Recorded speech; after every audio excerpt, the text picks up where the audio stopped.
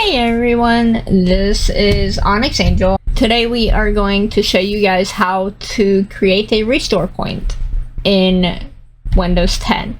So first, you'll notice down on your address bar here, where it says type here to search, type in create a restore point. When you see it pop up, just click on that. And underneath the system protection tab, which makes sure that it's white, like you see these gray ones, that means that they are not the ones lit up.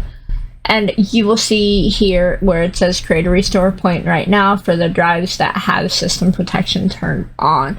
What this will do is if you ever do need to do a system restore, then it will save that part. You can,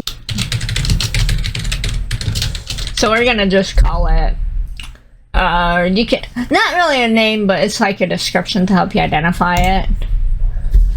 And it's creating the restore point. When it's done, that's it. So if you ever have to do a system restore, then you have that option. You will have this restore point set up to do so. So I hope this video helped you guys.